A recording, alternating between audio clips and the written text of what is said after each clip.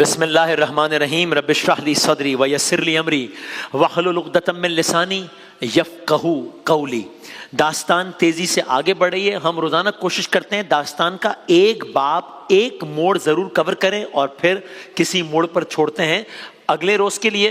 اگر آپ یہ سوچ رہے ہوں کہ داستان ابراہیم علیہ السلام کا آغاز ہوا تھا، کہا تو تھا کہ داستان محمد صلی اللہ علیہ وآلہ وسلم ہوگی، تو وہ ربط کہاں کیسے ملے گا، تو اس کا جواب بھی آپ کو آج کے قصے میں مل جائے گا۔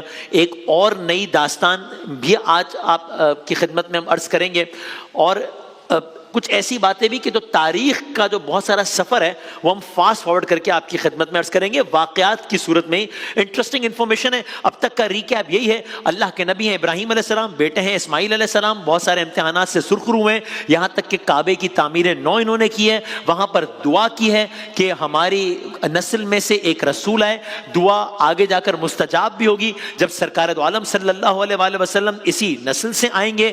اب خانہ کعبہ کے اطراف میں آبادی بھی ہو گئی ہے، کعبہ عبادت کا مرکز بھی ہو گیا ہے، وقت گزرتا جا رہا ہے، یہاں تک کہ ایک بدبخت آتا ہے، نام اس کا عمرو بن لحی کر کے ہے، جس نے اب کعبے میں اور اس کے اطراف میں بت پرستی کی روایت ڈال دی ہے۔ اب وہ سلسلہ بھی چلتا آ رہا ہے یہاں تک کہ یہاں سے سلسلہ آگے بڑھتے ہیں، یہاں تک کہ اب نسل در نسل سلسلہ چل رہا ہے۔ یہ کوئی قصہ ہے 2500-3000 ہزار سالوں کا، ابراہیم و اسماعیل علیہ السلام سے لے کے آگے تک سرکار دو عالم۔ تو اب یہ سلسلہ چلتے چلتے سرکار دو عالم صلی اللہ علیہ وآلہ وسلم پر ابھی ہم بعد میں آئیں گے، یا ان کے والد پر بعد میں آئیں گے، یا ان کے دادا پر بعد میں آئیں گے۔ یہ سلسلہ جو وہاں سے چلا ہے چلتے آیا، سرکار دو عالم صلی اللہ علیہ وآلہ وسلم کے پردادا حضرت ہاشم کا دور آیا۔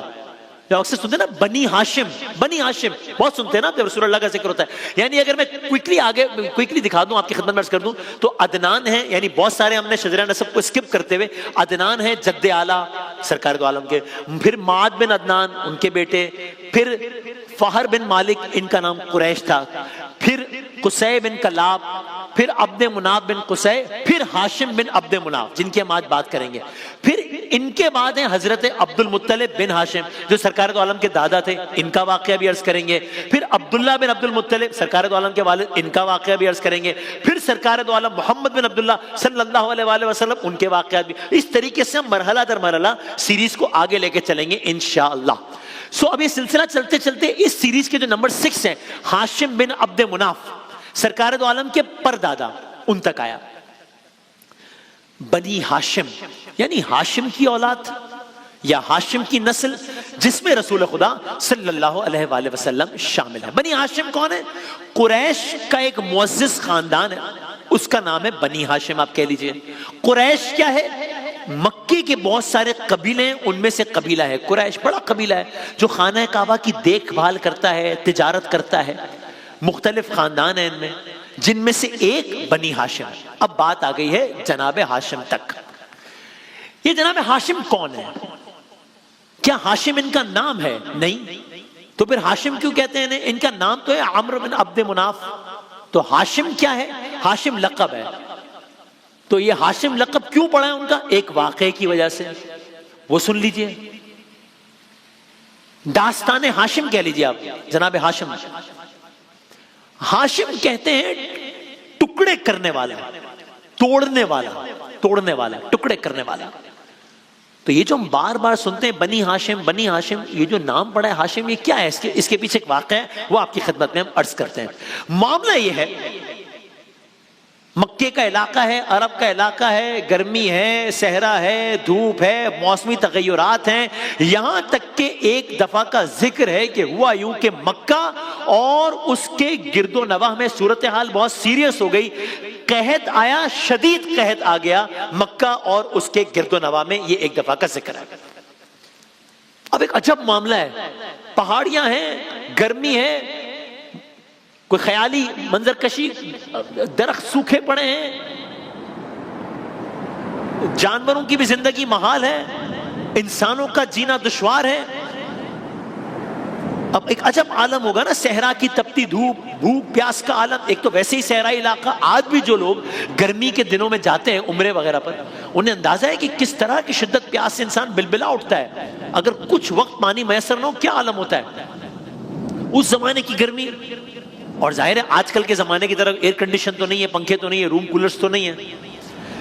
سو معاملہ یہ ہوا کہ مکہ شہر اور اس کے اطراف میں عجب عالم ہے, قحط ہے, دھوپ کی شدت ہے, بارش نہیں ہے, بارش کا نام و نشان نہیں ہے, ہریالی کا کوئی امکان نہیں ہے.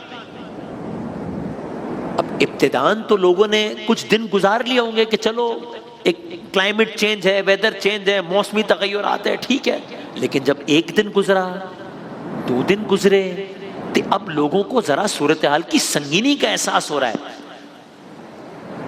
کہ یہ تو معاملہ اب کی دفعہ کچھ ان یوزول سا لگ رہا ہے. اب جب اسی انداز سے کچھ وقت گزر گیا تو نئے مسائل جنم لینے لگے. اس سے پہلے تو معاملہ دھوپ گرمی کا تھا, اب معاملہ بھوک کا ہے. ہو سکتا ہے ابتدائی کچھ لمحات یا دنوں لوگوں نے اس پہ بھی گزارا کیا ہو کہ چلو کچھ دنوں کی بات ہے, موسم ٹھیک ہو جائے گا, صحیح ہے. لیکن اب وقت گزرتے گزرتے اب بھوک کی وجہ سے لوگوں کی حالت خراب ہونا شروع ہوئی. یعنی اب مکے اور اس کے اطراف کے علاقے کی سب سے بڑی خبر یہ ہے کہ ٹریجڈی ہو گئی ہے, ایک پرابلم ہو گیا ہے. اور اگین یہ آج کل کا زمانہ تو نہیں ہے نا کہ جہاں بریکنگ نیوز چلے, دنیا کے دوسرے ممالک سے ہیلی کاپٹرز پہنچ جائے, تو نہیں ہے نا. تو ابھی ایک ٹریجڈی ہو گئی ہے, بھوک, بنیادی ضرورت, ایک ہیومینیٹیرین کرائسس جنم لے رہا ہے اس علاقے میں. ہم تو جناب ہاشم کی بات کر رہے تھے, یہ کیا ہوا؟ ایسے میں جب یہ ساری صورتحال تھی, ایسے میں قبیلہ قریش کے سردار ہیں, نام ہے جناب ہاشم, انہوں نے ایک فیصلہ کیا. قبیلہ قریش کے سردار جناب ہاشم نے فیصلہ کیا اپنی قوم کو اس مشکل سے نکالوں گا. کیا مطلب, کیسے کریں گے کام؟ آپ نے اس زمانے میں ان حالات میں اپنے سامان تجارت سے لوگوں کے لیے بڑی تعداد میں غذا کا بندوبست کرنے کا فیصلہ کیا کہ میں کچھ کروں گا اس صورتحال میں. سوچئے عام حالات میں کوئی شخص ایک وقت کا بھوکا ہو اور اسے کھانا کھلایا جائے تو اس کی کتنی فضیلت بیان کی جاتی ہے نا, کہ بھئی بڑا کام کیا, بھوکے کو کھانا کھلایا, ایک بھوکے کو کھانا کھلایا. یہاں کیا عالم ہے, یہاں قحط کے حال میں ایک شخص کسی ایک انسان کو نہیں بلکہ سینکڑوں لوگوں کے لیے کھانے کا بندوبست کر رہا ہے.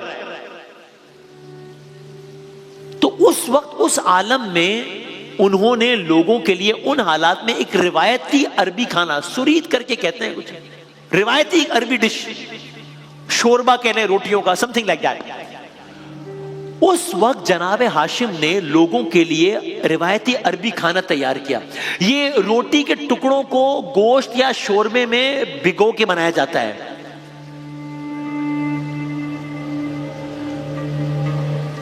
تو بتایا جاتا ہے کہ جناب ہاشم سردار ہونے کے باوجود اپنی ہاتھوں سے روٹی کو ٹکڑے کرتے اور لوگوں کے لیے کھانے کا انتظام کرتے ہیں. یعنی بات سوچیں کہ کیا منظر ہوگا. بھوک کی شدت ہے, پیاس کا عالم ہے, گرمی کی شدت ہے, صحرا کی حرارت ہے, اپنی سفید پوشی کا بھرم رکھنا ہے مگر دم میں دم بھی رکھنا ہے اور اس کے لیے غذا بھی چاہیے. ایسے میں ایک اللہ کا بندہ جسے اللہ نے بہت نوازا ہے, وہ اپنا عہدہ, اپنا منصب, اپنا اسٹیٹس بھول کر اپنی فکر نہیں کر رہا, صرف اپنے قبیلے کی بھی فکر نہیں کر رہا بلکہ لوگوں کے پیٹ بھرنے میں لگا ہوا ہے, خود اپنے ہاتھوں سے لوگوں کو کھانا کھلا رہا ہے. آپ نے یہ انتظام صرف قریش کے لوگوں بلکہ صرف قریش کے لوگوں کے لیے نہیں کیا, دیگر قبائل کے لوگوں کے لیے بھی کیا. آپ کی یہ سخاوت اس وقت کے عرب معاشرے میں بے مثال تھی, کیونکہ لوگ عام طور پر اپنی دولت اپنی حد تک محدود رکھتے تھے. کیونکہ آپ نے روٹی کو ٹکڑے کر کر کے وہ روایتی عربی ڈش تیار کی اور لوگوں کو کھلایا, اس لیے آپ کو اس واقعے پر ہاشم کہا جانے لگا. ہاشم یعنی ٹکڑے کرنے والا. تو اسے بچوں کے لیے کہ اب جب ہم لفظ ہاشم یا بنی ہاشم ذہن میں آئے تو ذہن میں سرکار دو عالم کے پردادا ہیں اور نام ہاشم, لقب ہاشم اس لیے پڑا ہے اس واقعے کی وجہ سے.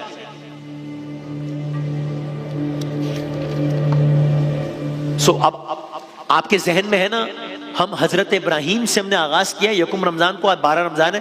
ہم ابراہیم علیہ السلام سے آغاز کیا, اسماعیل علیہ السلام, پھر وہ رمی کا واقعہ, سعی کا واقعہ, زمزم کا واقعہ, الگ واقعات, پھر امر میں لحی کا واقعہ, یہ تعمیر کعبہ کا واقعہ, داستان, یہ سب کرتے کرتے کرتے کرتے آج ہم جناب ہاشم تک پہنچ گئے ہیں. آگے بڑھتے ہیں. اب ہاشم بن عبد مناف ہے نمبر 6 پہ، تو نمبر 7 پہ کون ہے؟ حضرت عبد المطلب بن ہاشم.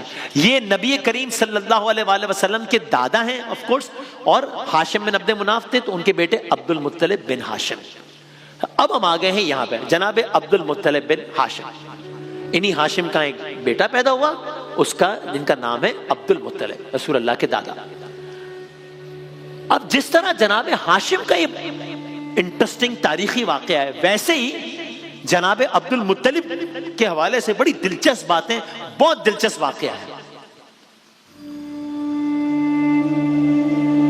داستان ابراہیم علیہ السلام جاری ہے، ہم داستان محمد صلی اللہ علیہ وآلہ وسلم کے قریب پہنچ گئے.